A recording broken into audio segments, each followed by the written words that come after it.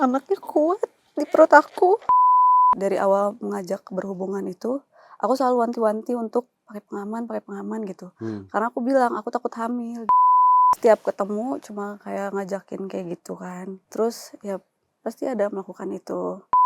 Hal itu terjadi hampir sering di rumahnya? Selalu di rumahnya. Selalu di rumahnya? Jadi kayak abis pulang nongkrong ke rumahnya. Yang bernama AA ini, segeralah dia merespon dengan baik, segeralah dia merenung dan berdoa kepada Tuhannya. Tanyakan baik-baik, apakah kita sebagai laki-laki harus lari dari tanggung jawab?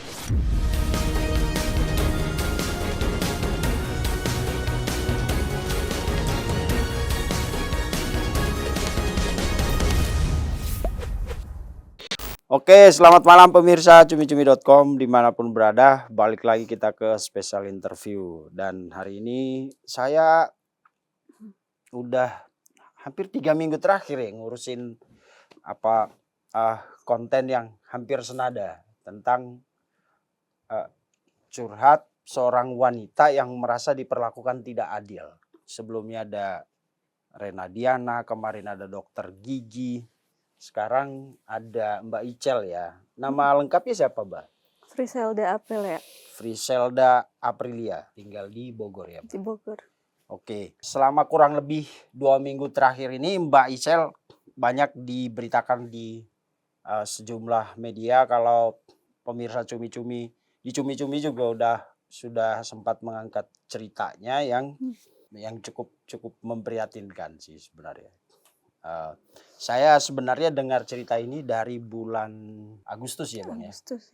Agustus ya? Agustus. Sebelum itu kali. Sekitar Junian dah. Juli, Agustus. Tapi katanya waktu itu belum siap lah segala macam gitu ya. Iya. Untuk kita, Bang, baru dikuasa 23 Desember kemarin. 23 Desember. Ya. Tapi sudah konsultasi sebelum itu belum, Bang? Pernah konsultasi ya. Pernah konsultasi Mbak Icel. Oke, pemirsa sebagian besar mungkin sudah tahu, sudah sempat podcast sama Bang Densu juga, dan pasti hari ini pun ceritanya sama. Jadi saya juga agak bingung mulainya dari mana, tapi saya mau tanya dulu, ini kan ceritanya sudah Mbak Icel udah ada di beberapa media lah, saya nonton itu terakhir di podcastnya Bang Densu. Setelah itu ada reaksi nggak dari kita sebut aja namanya karena di media lain juga udah disebut, si Andres Adelio ya? Iya, dari awal sampai kemarin aku udah ke podcast itu, sampai sekarang belum ada itikat baik untuk menghubungi. Sama sekali? Sama sekali. Oke. Tapi dia aku lihat masih aktif di sosial media sih. Aktif, jadi dia cuek aja gitu. Lalu dari Bapak lawyer, ini Bang Santo Nababan, cumi-cumi ingat ya, bukan Santora atau Santura, Santo Nababan, Pak Santo Nababan. Siap. Gimana Bang, setelah kemarin publikasi dan lain-lain itu, ada komunikasi lagi atau apa dari Andres? Ya, terima kasih sebelumnya, Bang. Saya Santo Nababan dari Komite Nasional Advokat Indonesia. Ya. Yang memang kami dimintain tolong untuk memperjuangkan dan membela kepentingan hukum Mbak Icel ya. Karena memang kami melihat ini perlu sekali kita mendampingi perempuan-perempuan yang mengalami hal-hal demikian. Apalagi seorang diduga public figure ya. Jadi dari kami sendiri sampai saat ini setelah kita konfres kemarin yang tanggal 23 itu, jadi belum ada yang hubungin baik ke kami selaku kuasa hukum atau ke Mbak Icel sendiri, begitu Bang. Oke, sekarang kita mulai dari awal bagaimana sebenarnya hal ini terjadi. Tuh, Mbak Icel itu kenal si Andres itu sejak kapan, Mbak? Bagaimana proses perkenalan awalnya sama Andres Adelio itu? Kalau misalkan pertama kali kenal itu waktu aku masih aktif jadi live streamer di TikTok. Oke. Dia masuk ke live aku, dia mulai chat aku tuh di Mei. Di bulan Mei dia chat terus. Awalnya aku nggak begitu respon karena maksudnya ya aku pikir Chat apa DM lewat DM. TikTok ya. Oke. Terus awalnya aku nggak terlalu respon karena ya aku pikir kan maksudnya semua orang yang nonton sama aja karena suka sama live aku. Sampai akhirnya dia DM terus, akhirnya aku bales. Oke. Tapi waktu itu posisi Mbak Ica punya pacar atau Enggak, memang single? single. Single. Oke. Lalu berapa lama dia mendekati lewat apa namanya komunikasi di sosmed itu? Dari bulan Mei itu dia terus coba beberapa bulan sampai di bulan September akhirnya kita memutuskan untuk pertama kali ketemu. Kenapa kamu mau ketemu akhirnya? Karena dianya kan yang sempat maksa juga. Kayak, ayo kapan ketemu, bocil kapan ketemu, kayak gitu. Kamu dipanggil bocil? Padahal sebenarnya umurmu lebih senior atau dia lebih senior? Beda 1 tahun. Dia lebih senior? Ya. Oh, dipanggil bocil? Mm-mm. Kayak panggilan manja gitu. Kurang tahu. Tapi kenapa mau gitu? Kan pasti waktu dalam rentang waktu komunikasi sosmed itu kan pasti kamu ini dong, scroll dong atau nyari tahu lah siapa sih orang ini. Udah tahu waktu itu bahwa dia artis. Setelah aku cari tahu. Oke. Pas awal-awal kan enggak, karena aku maksudnya ya udah karena unrest, oh ya udah gitu. Terus pas aku udah cek-cek, oh ternyata dia pemain FTV, sinetron kayak gitu. Iya, presenter juga kadang host dia. Nah, kamu sorry, ini kita perlu fair juga kan. Kamu mau ketemu Andres itu karena setelah tahu bahwa dia artis loh atau memang mulai ada ketertarikan pribadi, udah deh coba ketemu aja dulu gitu. Ya pertama mungkin udah ada ketertarikan juga ya. Akhirnya aku mau mencoba ketemu dan emang sebelumnya di chat itu dia suka ini terus kayak kapan sih ketemunya, nggak jadi mulu, terus sampai akhirnya kayak udah deh kalau nggak jadi ketemu nggak usah kenal lagi aja kayak gitu. Akhirnya aku yaudah deh aku temuin gitu. Jadi kamu takut juga nggak usah kenal ketika dia bilang gitu baru kamu datang? Nggak takut juga sih, cuma maksudnya kayak ya udah nggak ada Kasian salahnya juga untuk nih ketemuin. cowok dari kemarin ngajak ketemu nggak di. Oke. Lalu apa kesan pertama kamu ketika akhirnya kan beda ketika orang komunikasi via media sosial atau apa namanya alat komunikasi itu kan kita nggak tahu dia misalnya WA aku ini loh ternyata dia ada yang lain di sana atau apa gitu. Ketika ketemu langsung tuh apa kesan kamu pertama kali ketemu dia apa? Pertama kali ya aku lihatnya seperti di video-video dia sih. Maksudnya nggak ada beda. Dan kalau bedanya di chat sama langsung, di chat itu dia lebih slow respon, lebih chatnya ada ininya aja gitu. Chat seperlunya. Tapi kalau pas ketemu dia nice banget, kayak nge-treatnya bagus banget. Cewek itu tahu kalau cowok ini kayaknya dia ini deh pingin nggak sekedar ketemu sekali deh, pingin lanjut apa, ngerasa seperti itu waktu pertama kali ketemu Andres? Kalau pertama kali enggak. Enggak berasa. Setelah beberapa kali baru.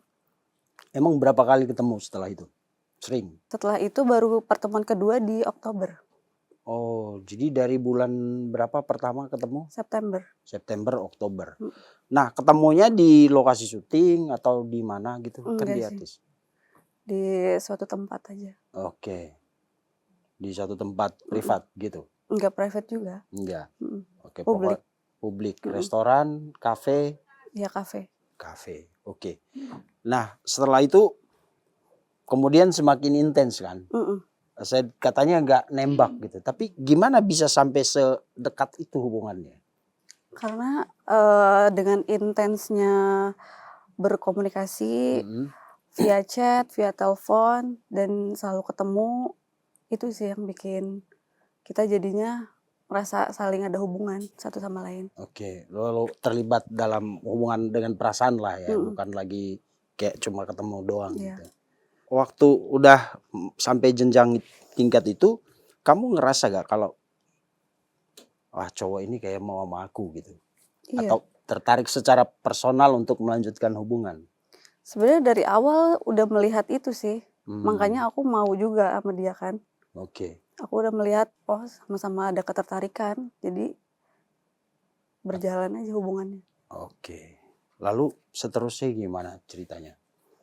Ya setelah itu berjalan seperti biasa, sempat di beberapa bulan setelah ada hubungan itu, mulai ngerasa kalau dia tuh, hubungan sama aku cuma ada maunya aja. Hmm, Jadi aku merasa kayak, sepertinya udah nggak baik untuk oke. dilanjutkan. Ada maunya itu maksudnya gimana? Mulai merasa, dia nih ke aku cuman ada maunya doang, ada maksud tertentu. Apa itu? Materi atau apa? Sensasi atau? Sensasi untuk begitu. Oke. Oh jadi setelah hubungan intens sering bertemu, makanlah segala Mhm, macam gitu ya. Lalu hubungannya lebih jauh gitu. mhm, Oke, permisi kayak udah layaknya hubungan pacaran anak-anak sekarang lah ya. iya. Oke. Dan kenapa tiba-tiba kan awalnya pasti mau sama mau dong. Mhm, Sorry iya ya, iya. maaf ya. Ini sebenarnya makanya saya agak gimana kalau ngomongin yang begini karena banyak nyerempet ke ininya. Tapi Ical pasti udah siap mental untuk buka ini kan. Iya. Oke, lalu kemudian terjadi seperti itu. Kenapa tiba-tiba kamu ngerasa kayaknya cuma ini yang dia mau dari aku? Iya karena, mulai setiap ketemu cuma kayak ngajakin kayak gitu kan. Hmm, Ya paling kayak abis nongkrong, pulangnya ngajak ke rumahnya, selalu ke rumahnya. oke. Terus ya pasti ada melakukan itu. Nah, terus oke. Terus, ketika saatnya aku merasa hal itu udah kurang kurang baik buat aku, maksudnya hubungannya kan harusnya antara 2 orang tuh nggak cuman itu kan, harusnya yang ya saling menyayangi yang lain atau Oke. apalah. Tapi aku merasa dia cuman ada maunya saat itu, makanya aku sempet di bulan Februari itu aku menjauh. Oke. Aku bener-bener, udah jarang balas chat dia, telepon dia jarang aku angkat. Terus di situ dia sempet marah. Karena maksudnya memang dia itu pribadinya kalau misalkan nggak diturutin marah biasanya, Hmm, ngambek. Kalau misalkan dia ngajak ketemu akunya nggak bisa pasti dia marah. oke, sebentar. Jadi kamu melakukan hal itu terjadi hampir sering di rumahnya? Selalu di rumahnya, Selalu di rumahnya? mhm. Jadi kayak abis pulang nongkrong ke rumahnya, Dia abis tinggal pulang sendiri makan apa sama orang tuanya? tinggal sendiri, Oh, tinggal sendiri. Gak ada orang lain di situ? nggak ada, Pembantu, saudaranya, nggak sendiri. Paling teman-temannya juga sering ke situ sih, teman-teman ada yang kamu kenal temennya? ada. Artis juga?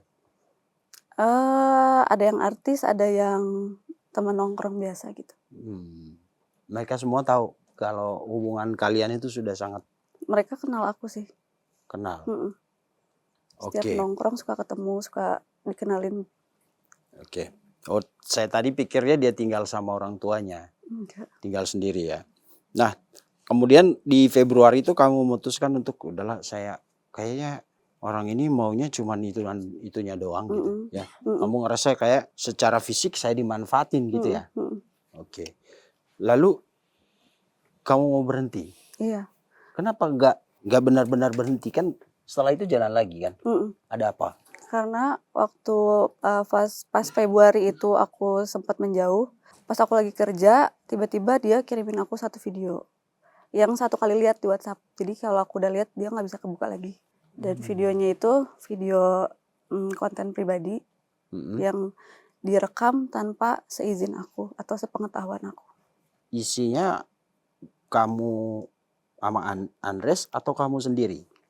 Di situ sih, jelas muka aku ya, yang dia rekam, Nggak ada dia? nggak ada. Oh, karena dia yang ngerekam Mhm. gitu.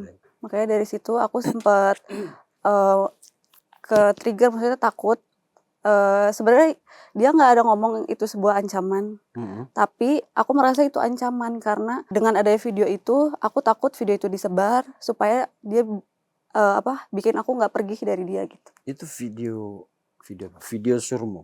Mhm, Oke. Sorry, kan akhirnya terjadi seperti ini ya. Ada nggak sempat nggak kamu ngingat gini, mending dulu udahlah lu sebarin itu video. Kalau tahu begini daripada aku harus sengsara seperti ini gitu. sebenarnya, sama-sama ada konsekuensinya sih ya. Ya betul. Kalaupun aku membiarkan itu dan memang terjadi disebarin juga aku pasti dalam bahaya dan saat ini pun juga dalam bahaya. Jadi sama-sama ini sih. Oke. Tidak ada kepikiran untuk cari bantuan orang, ada yang ngancam atau apa gitu waktu itu? Iya, aku sempat cerita sama teman aja sih waktu itu, kayak, "Ini gimana nih?" gitu. Terus teman aku saranin, "Wah, ini sih cowok kayaknya agak gila," gitu. Maksudnya biar biar lu nggak pergi nih, ini cara dia kayaknya. Ya udah lu perbaikin dulu aja hubungannya sama dia, gitu. Oke. Kemudian tiba-tiba kamu sadar tahu kayaknya gua berbadan 2 ini. Kapan itu terjadi? Itu pas awal Juni sebenarnya. Awal Juni aku merasa kok aku nggak dapet haid ya gitu. Terus pas akhirnya aku memberanikan diri, aku coba tes dan ternyata hasilnya positif. Positif. Aku langsung ke dokter juga, langsung periksa maksudnya benar atau enggak, dan ternyata benar kalau udah 4 minggu. Berarti kejadiannya itu di bulan Mei. Oke. Di bulan Mei dan kamu merasa di saat itu emang hubungan kalian itu intens banget ya, intim ya. Oke, lalu siapa yang pertama kamu kabarin soal itu? Temen dulu pertama. Temen. Iya, karena maksudnya dia yang tahu kisah aku kenal sama Andres dari awal, dia yang tahu aku pertama kali hamil tuh dia. Gitu. Baru kedua aku kasih tahu Andresnya. Ada yang saya lompatkan kadang-kadang banyak cewek itu walaupun apa dia punya prinsip gitu loh. Maksudnya dia akan sampai ke step itu ketika dia merasa bahwa yakin banget orang ini nggak akan ninggalin gua. Kamu pernah merasa seperti itu nggak? Sampai akhirnya hubungan yang ya kita nggak usah ngomongin agama lah, hubungannya akhirnya jauh itu bisa terjadi gitu. Dari awal dia yang memastikan gitu kalau semuanya baik-baik aja. Jadi dari awal mengajak berhubungan itu, aku selalu wanti-wanti untuk pakai pengaman gitu. Karena aku bilang aku takut hamil gitu. Terus dia yang bilang, "Kok kamu takut? Kan ada aku," katanya kayak gitu. "Udah tenang aja, kalau ada apa-apa ada aku," kayak gitu. Makanya di situ aku merasa, oh ya udah, aku pegang omongannya. Oke, tapi begitu kamu bilang di bulan Juni ya, di bulan Juni itu kamu datang ke dia dan kasih tahu bahwa kamu hamil, apa reaksinya? Awalnya reaksinya baik, masih baik. Aku datang ke rumah dia, maksa untuk ketemu. Karena biasanya yang maksa ketemu dia kan. Ini waktu itu malam itu aku yang paksa ketemu. Dia juga sempat aneh, kayak kenapa tumben ngajak ketemu gitu. Gak apa-apa, mau ketemu aja, aku bilang. Terus akhirnya aku datang ke rumahnya. Awalnya pada saat itu masih ada teman-temannya kan, pada ngopi gitu, ngobrol. Aku nggak mungkin buka di depan teman-temannya. Aku tunggu teman-temannya pulang. Pas udah pada pulang baru aku keluarin hasil USG sama hasil tes itu. Terus dia sempat kaget kayak, "Hah, ini gimana?" kata dia. Terus dia sempat peluk aku segala macam, karena kan di situ aku nangis waktu itu posisinya. Dia tetap sempat nenangin aku. Cuman pas pulang, aku besok paginya pulang, dia chat aku, "Kamu minumin obat aja," gitu. Di telepon juga. Terus gimana reaksimu waktu dia suruh minum obat itu? Ya kecewa ya pasti, maksudnya kok omongan dia nggak sesuai sama di awal gitu. Sedangkan aku udah percaya loh sama dia gitu, mau melakukan itu, dan ternyata nggak sesuai sama omongan dan janjinya aja. Dan kamu menolak melakukan itu? Melakukan, Minum obat itu? iya, menolak dari awal. Ngomong sama dia? Iya, Terus aku bilang apa? Diskusinya apa waktu itu? Ketika dia suruh kamu gak mau gimana? Iya, dia bilang minumin obat aja ya. Terus aku sempat balas, nggak mau, aku takut gitu. Terus dia bilang, takut kenapa? Nanti digedein malah makin susah. Malah apa namanya? Ya pokoknya dia repot lah untuk hal itu, dan dia juga nyebutin kalau aku belum siap nikah, aku belum siap punya anak, dia bilang. Dan dia siap untuk menemani aku, dampingin minum obatnya, dampingin untuk treatment after minum obat kayak gitu. Sudah dia beli obatnya? Belum sih. Dan waktu itu kamu sadar nih orang memang marah kamu? Lebih ke kecewa banget sih. Karena maksudnya dia kan orang yang aku percaya gitu. tiba-tiba kok mengingkari janjinya, mengingkari omongannya gitu. Makanya di situ aku sempat bersikeras sama dia, sempat debat, berantem. Dia maunya A, aku maunya B. Terus sampai akhirnya karena nggak ada keputusan yang jelas, aku berusaha ngomong sama orang tua, minta bantuan orang tua. Gitu. Dan itu pertama kalinya orang tuamu tahu kalau kamu punya pacar yang namanya Andres. Ya. Apa kata mereka? Ya mereka shock, marah dan kecewa pasti. Karena maksudnya selama ini kan aku kalau kenalin teman laki-laki, pacar gitu, pasti aku kasih tahu aku lagi dekat sama ini gitu. Tapi yang kali ini kebetulan aku nggak kasih tahu dari awal. Kenapa dilarang Andres atau apa? Enggak sih, karena aku merasa baru kali ini aja ada yang public figure gitu. Maksudnya aku belum berani untuk kenalin tuh. Takutnya cuman setengah jalan gitu. Jadi kayak gak usah deh gitu. Nanti aja kalau memang betul-betul ke arah serius baru aku kenalin. Lalu apa reaksi orang tuamu pertama kali ketika kamu kasih tahu itu? Marah, kecewa. Aku pasti kena imbasnya. Aku kena marah juga. Dan saat itu papa sih yang paling meledak. Maksudnya kayak sama siapa, cowoknya yang mana kayak gitu. Dan malam itu juga papa yang minta ketemuin gue sama orang itu gitu. Dan malam itu juga kita yang ke rumah. Ketemu Andres? Ketemu. Lalu apa yang terjadi? Sebelum kita ke sana, kita udah minta izin sama RT RW rumahnya Andres untuk datengin, karena waktu itu memang kondisinya malam. Kita datang. Terus ya kebetulan ada Andresnya di situ dan dia shock, maksudnya kayak nggak terima juga didatangin malam-malam. Padahal papa juga nggak ngapa-ngapain dia. Cuman mau tanya, lu siapa gitu. Kok berani berbuat kayak gini sama anak gue gitu. Terus apa jawabannya? Nggak, waktu itu dia ekspresinya masih songong gitu, Pak. Songong? Ngelihat pokoknya kedatangan kita tuh kayak disepelekan aja sama dia. Gimana perasaan kamu waktu itu? Bapak datang, kamu udah nggak ditolak, kamu udah ditolak, bapak minta bantuan papa datang diperlakukan seperti itu. Waktu pas kedatangan kita itu yang datang adik aku dulu sama ipar aku. Terus papa sama mama. Aku belum datang. Jadi aku datang belakangan setelah dia mau menuliskan surat pernyataan gitu. Dia tulis sendiri. Tulis sendiri di depan saksi ada papa aku, ada Pak RT sama dianya. Dia nulis surat itu? Oke, ada suratnya? Ada. Yang dibacain di Densu itu ya? Iya. Boleh bang, saya baca bang. Ada bang. Ini sah banget ini bang. Ada meterainya, ada tanda tangan. Ada Sarifudin, ini siapa? Ketua RT. Ketua RT. Ini Yosumanto ya? Hendra? Iya. Ini nama papa? Papa. Andres doang bang? Oke. Surat pernyataan Jakarta Selasa 24 Juni 2025. Jam 3 dini hari ini. Berarti kamu sama papa datang itu jam? Enggak, kita datang sebetulnya jam 12 jam 1-an. Nah itu tuh perdebatan dulu. Apa itu? Kok karena papa kan minta kepastian. Benar gak ini hamil sama lo kayak gitu. Terus dianya ini muter-muter ngomongnya. Muter gimana maksudnya? Ya masih mengelak lah gitu. Loh, jadi depan papa dia nggak ngaku? Gitu, sempat mengelak. Lah kan udah ngaku sama kamu waktu itu. Sempat mengelak dulu. Makanya sempat berdebat panjang tuh. Terus karena ada Pak RT, akhirnya dia di situ mau mengakui. Dan menulis surat pernyataan itu di jam 3 dini hari itu. Jam 3. Ini dia yang nulis nih. Saya yang bertanda tangan di bawah ini Andres. Ada nicknya, nggak boleh dibacain.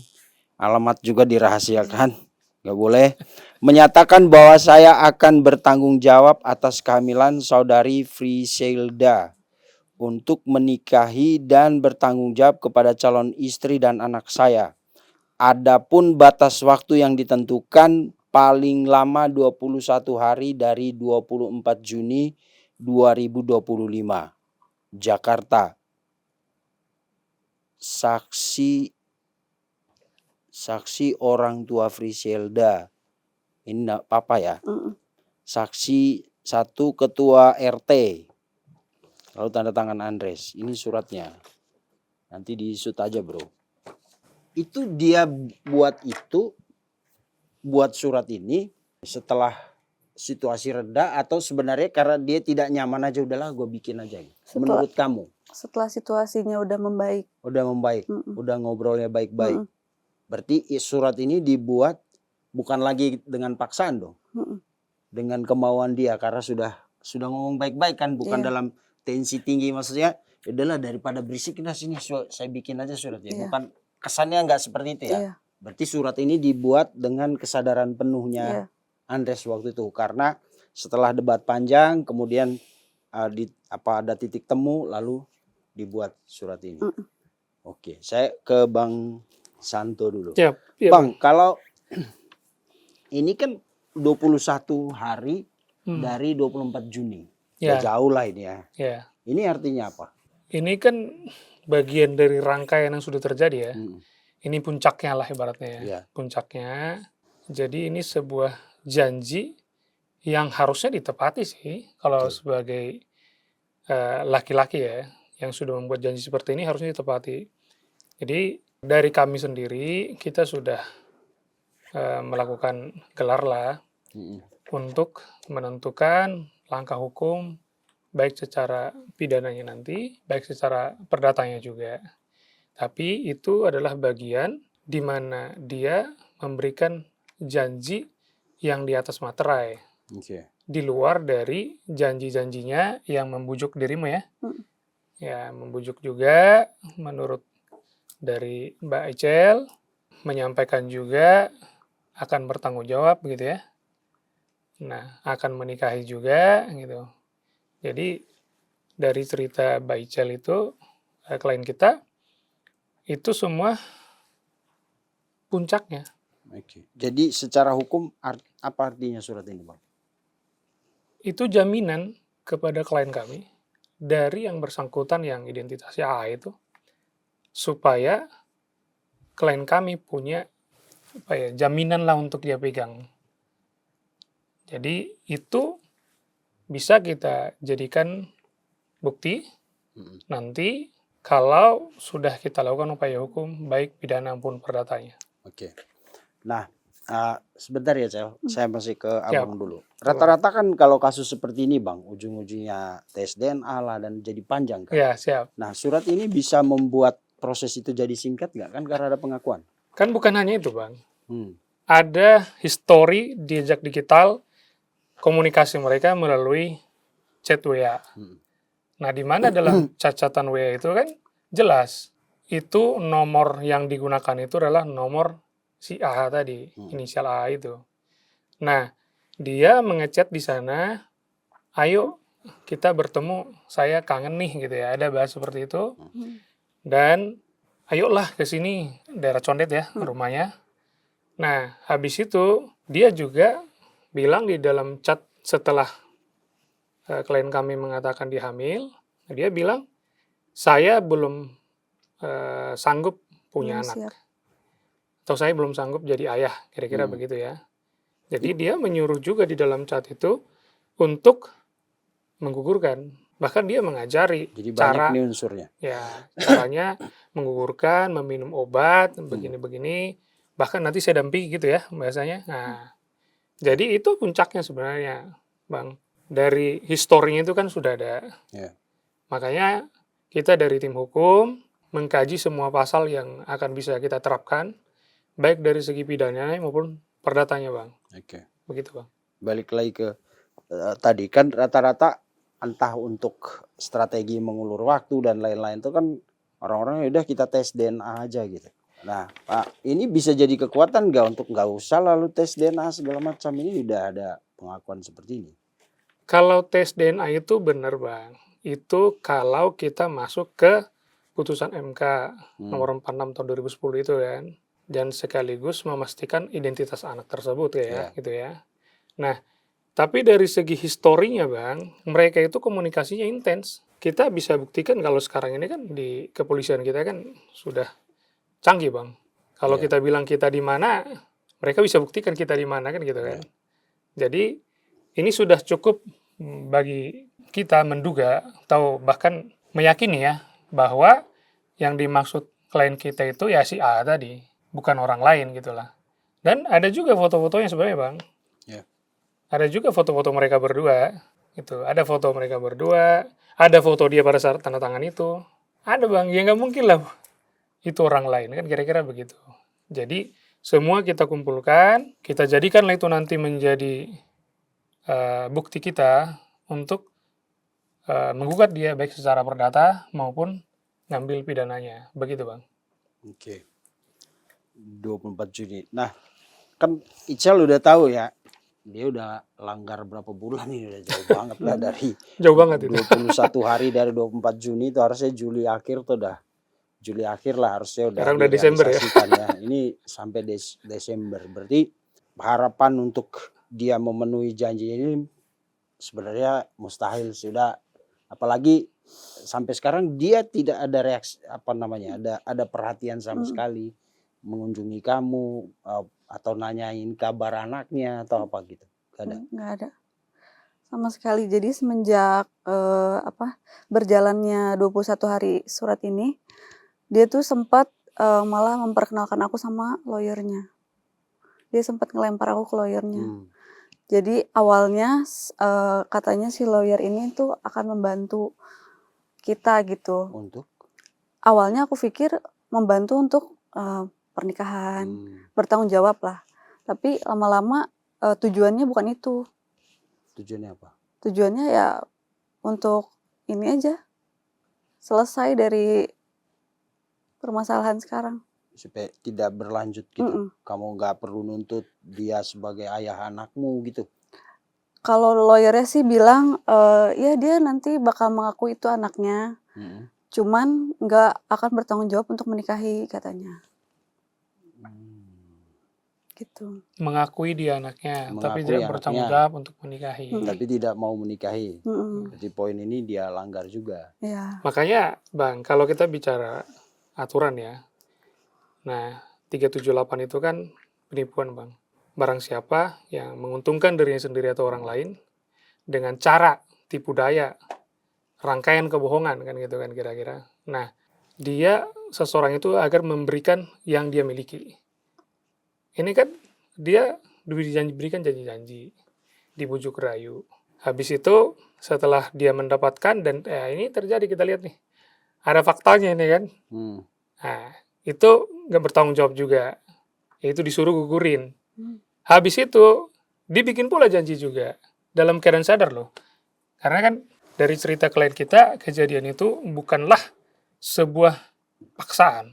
Kan pada saat datang itu jam 12 ya. Jam 12 malam, itu sudah reda Bang. Ini kan jam 3 Bang. Sudah ada komunikasi yang baik, udah tenang, udah tidak dalam kondisi tekanan apapun. Nah, dia membuat ini. Jadi itu dari segi pidananya. Dari segi perdatanya juga kami akan masuk di putusan MK yang 646 tahun putusan MK nomor 46 tahun 2010 tadi. Jadi memastikan bahwa hubungan biologis, hubungan keperdataan antara anak di luar nikah kepada bapak kandungnya, kira-kira begitu ya. Itu ada Bang. Iya. Dan itu dijamin oleh undang-undang. Oke. Mbak, ini kan saya kalau mau gali terlalu dalam juga ya gimana ya, ini sesuatu yang semua orang tidak inginkan. Tapi setelah tahu kamu waktu itu hamil, dikasih tahu ke dia, dia nolak, minta digugurin, lalu bikin perjanjian ini dan sekarang diingkari pula. Apa yang paling kamu sesali dari semua proses ini? Yang paling disesali pastinya kalau tahu kayak gini kan dari awal aja nggak usah kenal sama Andres. Dari awal nggak usah percaya omongan-omongan bullshit dia. Bahkan mungkin dari awal dia minta kenalan sama saya nggak perlu saya respon. Artinya merasa tertipu nggak? Iya. Tertipu ya? Nah itu Bang. Merasa bersalah? Bersalah pasti. Kepada siapa bersalah? Kepada diri sendiri, pada anak yang saya kandung, kepada mama papa, kepada keluarga. Karena udah bikin kecewa, udah bikin malu. Waktu pertama kamu ngomong sama papa itu marah Marah, ke kamu. marah. Terus apa yang kamu reaksimu apa ketika lihat papa marah? Sebetulnya saya sudah udah mempersiapkan ya, maksudnya sudah tahu konsekuensinya, pasti akan dimarahin, akan dibenci pun saya bakal terima gitu. Tapi ya saat itu marahnya mereka justru lebih ke jadinya kasihan juga sama sayanya gitu. Maksudnya mereka yang mempercayai saya di Jakarta untuk kerja segala macem, terus ternyata harus bertemu dengan laki-laki yang gak bertanggung jawab kayak gini. Pasti Oke. marah. Mbak, gimana ya? Ini usia 8 bulan. Januari Lahir. Insya Allah. dan Andres gak perhatian dia apa aja setelah kamu hamil sampai sekarang? Kalau pertama kali hamil sampai 3 bulan kan itu masih berkomunikasi. Awalnya sih nggak ada kontribusi apa-apa karena kan dianya nggak mau kan, menolak anak ini. Terus seiring berjalan sebulan 2 bulan aku kan masih kerja dan dia paling kontribusinya cuman ya udah paling beliin aku makanan gitu. Selebihnya udah nggak ada, dan di 3 bulan itu udah benar-benar lost contact. 3 bulan tuh kamu konsultasi ke dokter kan? Pasti Iya. cek reguler apa gitu. Iya, setiap bulan. Ditemanin? Gak ada. Artinya biaya sendiri ya? Sendiri. Biaya sendiri, Bang. Dari awal. Komunikasi juga udah. Kalau kamu gak nanya dia nggak ini. Iya. Oke, jadi dari situ sebenarnya kamu tahu bahwa dia udah pergilah gitu ya. Dan dari saat itu kamu siap untuk jalanin sendiri. Iya siap, karena awalnya siap nggak siap sih.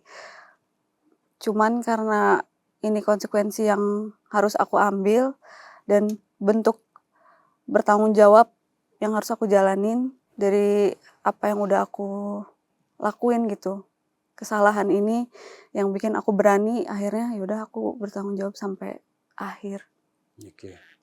Dan sekarang siapa yang paling perhatian, paling menjadi mensupport kamu penuh melewati ini kan berat, Neng ya? Pastinya orang tua sih. Mama, papa, adik-adik yang support dari awal, meskipun ya aku tahu mereka marah, mereka kecewa, mungkin mereka benci juga karena malu kan. Cuman tetap balik lagi yang terima aku cuman mama papa aja sama adik-adik. Dan tadi aku lihat foto USG ya. Iya. Yang ini kayak yang terbaru, yang terakhir itu yang udah sempurna. Iya, sempat pas 30 mingguan lah itu. Apa yang kamu pikirkan ketika lihat USG ini? Sedih lah. Maksudnya tadinya juga sempat ada menolak kan, karena maksudnya dari Andresnya menolak aku, menolak anak ini, jadi akunya kena mental. Aku jadi sempat mau menolak juga, dan ketika lihat anak ini tumbuh kuat, setiap aku sedih dia gerak di perut aku, jadi kalau sayang. ini kan kelihatan udah sempurna banget ya, Pak. Bentuk wajah, hidung, mata, jari. Kamu lihat siapa di sini? Bapaknya. Kamu lihat Andres di sini? Tadi juga aku sih mikir gitu sih. Aku gak kenal Andres, terus terang artis yang sekarang apalagi gak terlalu terkenal itu aku gak terlalu kenal sih. Sekilas aja tadi pas tahu aku lihat ada acara di sebuah TV gitu, dia ikut kayak acara reality show lah. Oh ini tuh si Andres. Nah sekilas banget emang. Ya aku juga mikirnya gitu sih. Gitu. Itu yang bikin aku sedih sih. Maksudnya anaknya kuat di perut aku.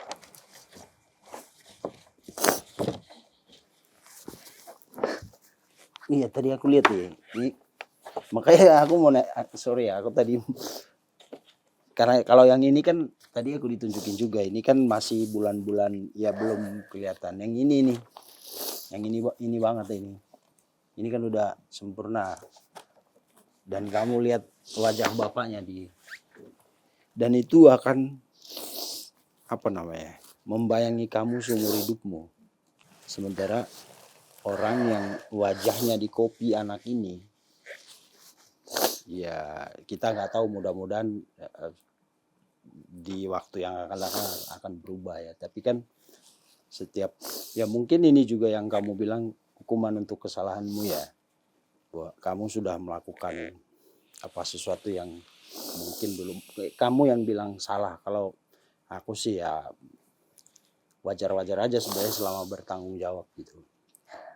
Dan anak ini nanti akan selalu mengingatkan kamu pada wajah orang itu. Mungkin janji aku kalau anak ini lahir, meskipun mukanya mirip papanya, nggak apa-apa. Tapi insya Allah aku mau gedein anak ini dengan pribadi yang lebih baik pastinya. Pribadi yang lebih punya rasa tanggung jawab dan empati sih. Dan itu tercermin dari nama yang kamu pilih itu ya. Apa namanya, keren, aku dengar di Densu. Coba untuk pemirsa Cumi. Namanya Muhammad Farabi Railzain. Muhammad Farabi Railzain. Railzain. Artinya apa tuh? Anak laki-laki yang mulia, yang dianugerahi kecerdasan dan selalu dilimpahi kebaikan. Bagaimana kamu bisa dapat nama itu? Dengan artinya yang sangat bagus itu. Sebenarnya butuh berbulan-bulan pikirin nama itu. Apalagi kan aku pikirinnya sendiri. Aku berharap aja sama nama itu bisa terwujud di dia. Bang. Yap. Ini kan banyak sekali fakta yang sebenarnya bisa dijadikan kekuatan hukum untuk sebenarnya kita tidak mau menjatuhkan orang mau apa, tapi untuk menuntut pertanggungjawaban sebenarnya kan.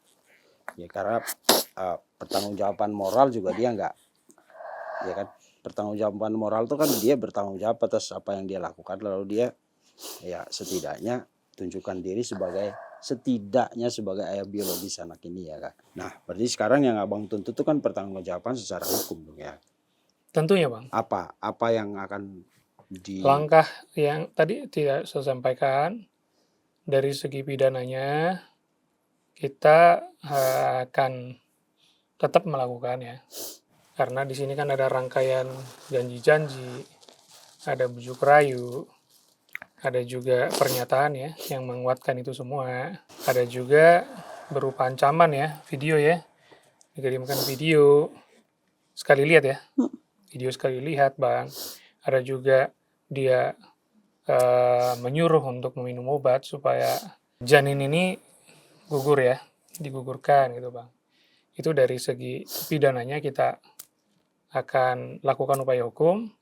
Dari segi perdatanya 1365 bang, perbuatan melawan hukum, itu kita juga akan kejar bang, supaya orang yang membuat kerugian bagi orang lain, jadi orang tersebut mendapatkan ganti ruginya. Ganti rugi. Jadi di sana juga kan kita juga menginginkan supaya kerugian material dari klien kami itu mulai dari apa? Dari proses kehamilan, proses kelahiran nanti, biaya anak ini dari dia lahir sampai dia besar. Tentu kan kerugian material itu sangat dibutuhkan oleh klien kami. Nanti pada saat ini sudah berjalan. Nah, ditambah lagi kerugian imaterialnya. Sekarang beliau mentalnya gimana bang? Kita nggak bisa menilai rasa malunya, kehormatannya. Sekarang semua media sudah pada tahu semua. Jadi kami berharap supaya yang bernama AA ini segeralah dia merespon dengan baik, segeralah dia merenung dan berdoa kepada Tuhannya. Tanyakan baik-baik, apakah kita sebagai laki-laki harus lari dari tanggung jawab? Karena saya sendiri bang, saya punya 3 prinsip bang. dalam hidup ini. Oh, saya pikir punya Serius? tiga bini tadi Bang. Bukan. Saya punya 3 prinsip, Bang. Ada sih Mbak. Antara Hati-hati lo ngomong Bang. iya. Iya. Ya, prinsip itu supaya Saya kaget tadi saya punya 3 bini Bang. oh, iya, ya itu kayak ini resiko kalau diwawancara sama Bukan, orang yang sering 3 ketemu. prinsip. Tiga Tiga prinsip ini apa itu Bang? bertanggung jawab sama orang tua, termasuk mertua ya, Iya. bertanggung jawab sama istri, dan bertanggung jawab sama anak. Yang 3 ini nggak bisa salah satu pun ketinggalan. Jadi bagi saya boleh mencari uang kemanapun ya, tapi yang 3 ini jangan sampai tersakiti. Artinya apa?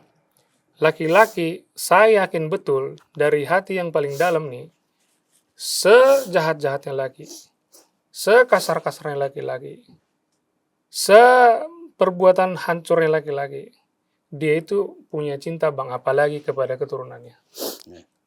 Dan itu yang kami harapkan, supaya masalah ini tidak panjang kali lebar, kali alas kali tinggi. Ya, kami berharap adanya etikat baik dari yang bersangkutan, AA, untuk segeralah bertanggung jawab. Bentuknya seperti apa, nanti kan bisa dikomunikasikan pada saat pertemuan atau komunikasi yang baik, perdamaian seperti apa gitu kira-kira Bang. Oke. Thank you Bang. Mbak Icel, ini panggilannya Mbak Icel. Icel, kalau kamu lihat foto ini ya, pertama kali keluar gitu, sampaikan pesan ke Andres, papanya, menurut kamu papanya anak ini, setelah lihat ini, apa yang kamu mau sampaikan ke dia? Saya yakin dia nonton nih, karena setelah preskon tuh pasti dia akan selalu update, walaupun dia tidak bereaksi, tapi saya yakin dia nonton. Dan saya yakin juga dia nonton podcast ini. Sampaikan pesan ke Andres. Paling kalau untuk pesan, aku udah nggak ada pesan personal buat dia, karena maksudnya udah nggak bisa menyampaikan apa-apa lagi atas apa yang udah dia lakuin. Aku cuman minta lihat aja muka anaknya itu udah membuktikan mungkin. Untuk oh iya, katanya sempat ngobrol sama mantan pacarnya. Iya. Jadi waktu sempat pas ulang tahunnya Andres, jadi aku sama dia ulang tahunnya itu cuma beda sehari. Dia 16 April, aku 17 April. Kita tuh waktu itu pernah ngobrol kalau nanti kita rayain bareng ya gitu ulang tahunnya, karena cuma beda sehari kan. Terus pas aku mau surprisein dia ke rumahnya, waktu itu dia masih keadaan syuting, jadi belum pulang. Terus akhirnya ya udah aku pikir aku taruh aja deh kuehnya gitu di depan rumah dia. Terus aku pulang. Beberapa hari kemudian baru ada cewek yang chat aku, perempuan. Dia bilang, dia nanya-nanya lah, kamu siapanya Andres gitu. Udah sejauh mana hubungannya? Sering ke rumahnya gitu. Terus aku bilang, kenapa ya gitu. Terus Andresnya langsung chat aku, kalau ada yang chat kamu jangan direspon ya, jangan dibales, dengerin aku, jangan ngeyel, kata dia gitu. Terus aku udah feeling, sebenarnya aku udah tahu cewek itu adalah mantannya, cuman aku nggak bilang aja gitu ke dia. Terus akhirnya aku komunikasi sama mantannya, cuman singkat. Pas kejadian ulang tahun itu baru dia chat lagi. Dia bilang, ini kamu yang kasih gitu, kayak gitulah. Terus pas kejadian aku hamil baru aku kasih tahu dia juga. Karena aku pikir dia masih ada komunikasi pasti kan sama Andres. Dia tahu kamu yang kasih, berarti malam itu dia ke rumahnya dong? Aku nggak tahu. Kan kamu naruh itu depan rumahnya. Oh, kalau misalkan si kue itu dia katanya datang, dia pesan Gojek ke rumahnya Andres, dan pas aku nggak ngerti, jadi cewek itu tuh emang sering kayak gitu nganter Gojek ke rumahnya Andres untuk lihat nih kondisi rumahnya kayak gimana sih gitu. Dan kebetulan siang itu ada kue yang aku kirim. Jadi si kue itu dicat, toko kue itu dicat sama perempuan itu, ditanya siapa pengirimnya. Akhirnya Sampai dia cari, segitunya? iya. Dan dia cari tahu ternyata aku. Makanya dari situ dia berani DM aku. Gitu. Oke. Dan waktu kamu hamil, dia tahu juga? Jadi karena waktu pas aku hamil itu, Andres responnya kurang baik kan, nyuruh aku gugurin. Akhirnya aku beraniin diri, kayaknya nih perempuan harus tahu, aku bilang gitu. Terus akhirnya aku berani, aku chat, aku gini. Terus dia responnya baik. Kok bisa katanya. Soalnya Andres bilang udah gak ada hubungan sama kamu, kayak gitu-gitulah. Dia bilangnya kayak gitu. Terus aku boleh ketemu nggak? Aku bakal bantuin kamu kok, tanggung jawab. Andres akan tanggung jawab sama kamu. Aku bakal mundur, dia bilang kayak gitu. Terus dari situ aku nangkep mereka masih ada hubungan. Si perempuan ini bilangnya masih pacaran. Tapi Andresnya bilang ke aku kalau mereka cuma mantan. Dan waktu itu kita sempat ketemu bertiga juga. Setelah hamil? Minum ya, Bang. Silakan, Bang. Ketemu bertiga, sempat ketemu ngobrol. Karena kan perempuan itu katanya mau bantuin aku untuk Andres tanggung jawab kan. Tapi ternyata pas sama sana enggak. Ada kata-kata perempuan itu yang aku masih ingat sampai sekarang. Dan sampai kapanpun. Dia bilang cuman kayak gini. Udahlah Res, tanggung jawab aja. Siapa tahu nanti di tengah jalan dia keguguran. Gitu. Buset. Itu yang bikin aku sakit hati. Terus pas aku kan ngerekam suara. Si ceweknya bilang gini, kamu cuma nganggap aku mantan katanya gitu. Terus Andresnya jawab, ya kan cuman itu hubungan kita gitu. Oke. Intinya sejak dia tidak lagi peduli sama sekali, berarti kamu juga tidak mengharapkan dinikahi? Enggak. Awalnya mungkin aku dan keluarga berharap dinikahkan Ya, kan. karena hubungannya kan memang ya baik-baik saja tadinya kan. Karena maksudnya juga untuk ya menutupi aib kita dan supaya kita lebih belajar bertanggung jawab atas kesalahan yang udah dibuat gitu. Dengan membesarkan anak ini sama-sama, dengan memperbaiki diri untuk menjadi ibu dan bapak yang baik. Tapi kan ternyata dianya nggak mau. Oke. Kalau nanti tanggung jawab untuk anak pun dia tidak, kamu siap jalanin sendiri berarti? Karena dari awal aku udah menjalani semuanya sendiri, aku rasa nggak ada kontribusi dia ke hidup aku dan anaknya pun nggak apa-apa. Karena kalau dia nolak, kemungkinan masuk penjara. Ya. Ya kan? Itu jadi dilema kamu nih. Kalau saya tidak nuntut, dia seenaknya. Saya nuntut, dia masuk penjara. Anak saya punya bapak mantan narapidana dong nanti. Tapi dari Iya kemarin gak sih? Jadi kalau hubungannya masih baik-baik ya kan, gak pasti kamu bingung. Saya nggak nuntut, dia seenaknya ya kan. Saya nuntut masuk penjara. Anak saya sejarahnya kelam banget ya. Tapi kenapa aku sampai ngambil langkah hukum juga, karena dari kemarin tuh, dari yang aku 3 bulan ditinggalin sampai sekarang udah 8 bulan, aku ngelihat maksudnya hidupnya kayak nggak pernah terjadi apa-apa. Oh ya? Iya, maksudnya dia tetap menjalani hidup normal gitu. Kayak kayaknya nggak pernah kepikiran aku sedikit pun ya sama anaknya gitu. Menanya kabar aja istilahnya enggak. kamu dicampakin gitu aja dah. Iya, makanya aku konsultasi terus sama, akhirnya yaudah kita pakai jalur hukum aja gitu. Oke. Berarti sekarang untuk si AA ini semua proses personal, komunikasi kekeluargaan dan lain-lain itu udah selesai ya. Berhadapanlah sama para pengacara ini. Ini dari Komite Nasional Advokat Indonesia ya Bang? Ya, siap Bang. Baru didirikan kapan?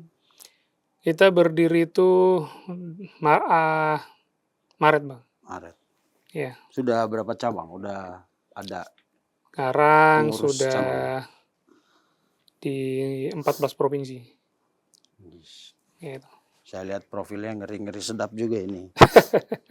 Oke, terima kasih Mbak Icel. Ada yang luput dari pertanyaan saya tapi harusnya Mbak sampaikan?